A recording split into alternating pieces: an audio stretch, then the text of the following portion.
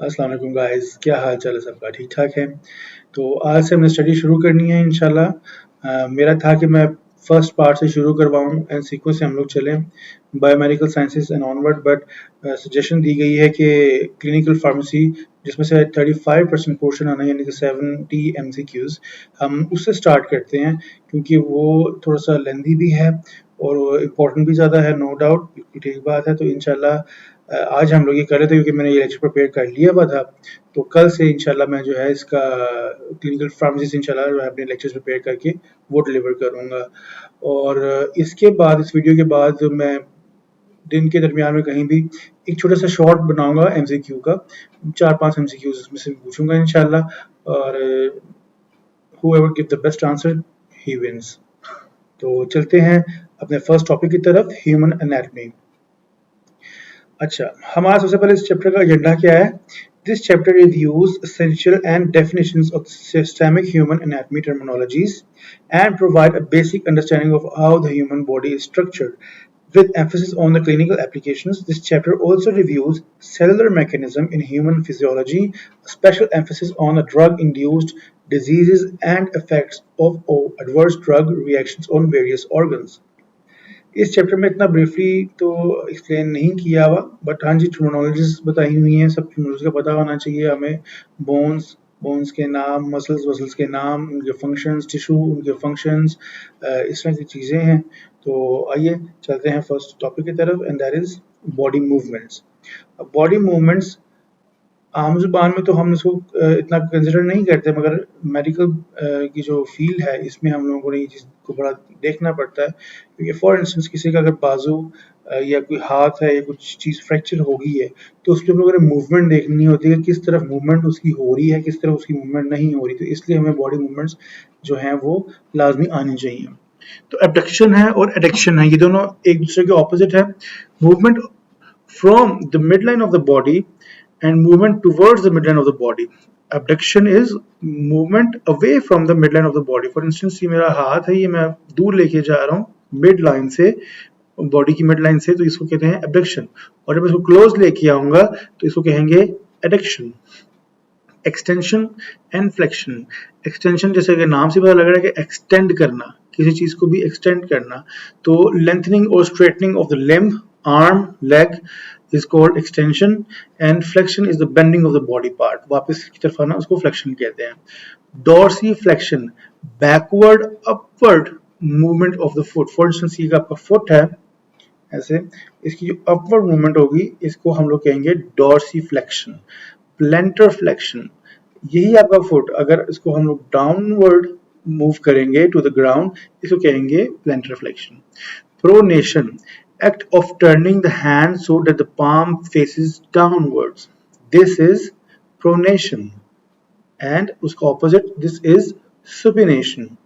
उसके बाद eversion, outward turning. This is called outward turning. उसके बाद fascia, fibrous membrane separating and enveloping muscles. जो muscles के ऊपर बारीक सी व्हाइट कलर की लेयर होती है उसे हम लोग कहते हैं fascia।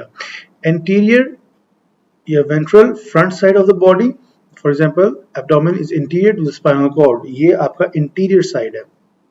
Posterior आपकी सारी back side है, spinal cord is posterior to the abdominal cavity।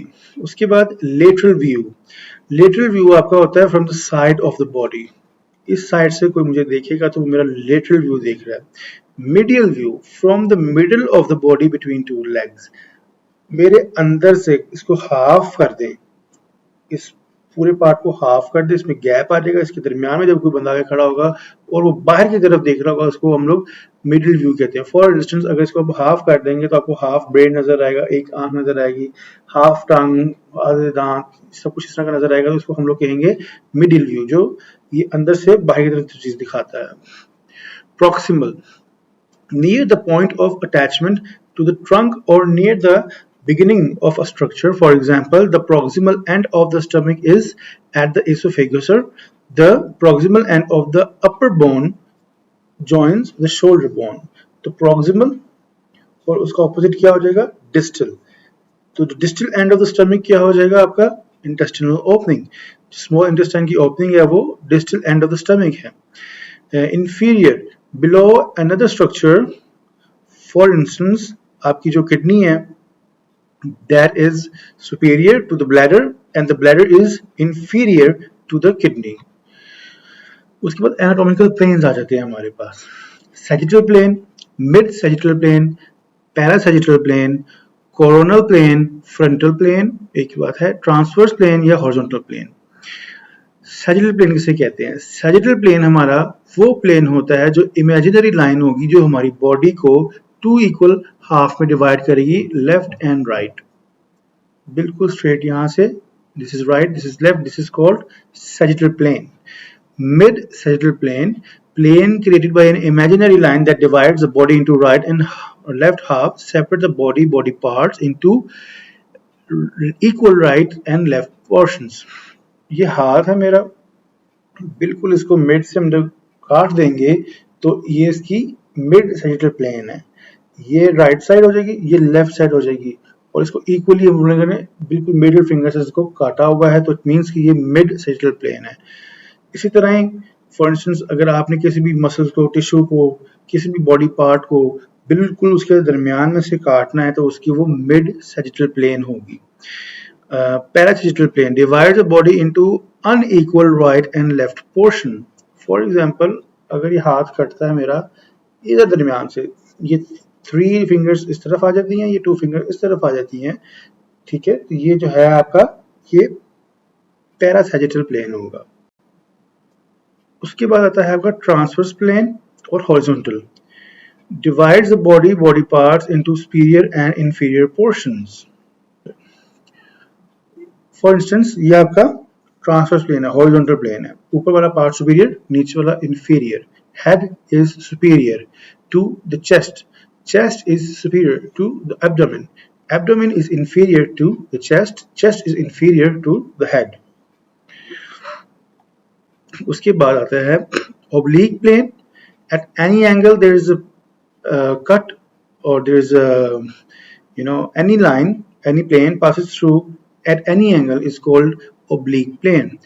Postural positions क्या होती हैं? Postural position standing, sitting, lying down, turning left or right, these are called postural positions.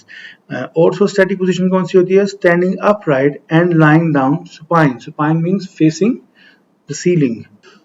इसके बाद हमारे पास आते हैं skeletal joints, that is weight bearing joints.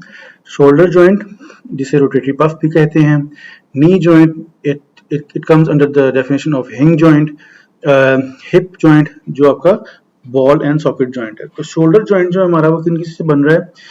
Humerus, scapula, synovial membrane, articular cartilage, articular capsule, articular liquid and ligament.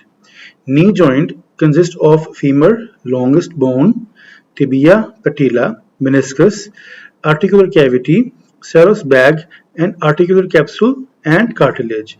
Patella is also called as knee cap bone, is present in the joint, knee joint. Popliteal spaces or nerves are present in the knee joint. उसके बाद hip joint जो है हमारे पास, it consists of ilium, ischium and pubis. Anterior cruciate ligament is connecting between 3 bones of knee such as thigh, shin bone and kneecap. Sorry ये यहाँ पे आ गया हुआ hip joint में, इसको ऊपर होना चाहिए था knee joint के अंदर, but it's alright. आपको ये पता होना चाहिए कि एंटीरियर क्रूशिएट जो हमारा लिगामेंट होता है वो हमारी 3 बोन्स को कनेक्ट कर रहा है, फीमर, टिबिया एंड पटेला। उसके बाद हमारे पास हैं skull bones, they are total of 8, 14 and 3, almost 25 skull bones. 25 skull bones हैं जिसमें से 8 कार्नियल हैं, 14 फेशियल हैं और 3 ऑसिकल्स हैं। ऑसिकल्स 3 जो होती हैं आपकी ईयर में होती हैं, फेशियल आपके फ्रंट पार्ट पे और कार्नियल जो होती हैं आपकी पूरे ब्रेन के ऊपर जो आपके ब्रेन को प्रोटेक्ट करती हैं। तो कार्नियल बोन्स कौन कौन सी हैं? Frontal, sphenoid, ethmoid, parietal 2, temporal 2 and occipital bone. इसी तरह फेशियल बोन्स जो कि 14 बोन्स हैं, इंफीरियर नेजल कॉन्शा आपको अगर नजर आ रही होंगी रेड कलर की पीछे करके, inferior nasal concha, lacrimal bones, mandible, maxilla, nasal bones, palatine bones, vomer, zygomatic bones और जाइगोमा। उसके बाद ये ईयर बोन्स है, malleus, stapes and incus. Muscles and tissues. हमारी बॉडी में 3 तरह के मसल्स होते हैं। स्केलेटल मसल्स जो हमारी मूवमेंट में काम आते हैं, कार्डिक मसल्स जो हमारे हार्ट के लिए होते हैं, जो हमारे हार्ट जैसे बना होता है, और स्मूथ मसल्स जो हमारे बाकी ऑर्गन्स को बनाते हैं, for example stomach, intestine, kidneys and stuff like that. उसके बाद types of tissues and their functions. There are 4 basic types of tissues. Epithelial जो covering होते हैं, connective जो support करते हैं, muscles जो movement करते हैं, और nervous जो control या integrate करते हैं। Epithelium इसका function क्या है? its function includes covering, secretion, absorption and sensitivity. It is the outermost layer of any organ, for instance हमारी skin. Connective tissues that support for example cartilage, bone, blood, fibrous tissues of ligament, chondrocytes, ये हमारे connective tissues हैं।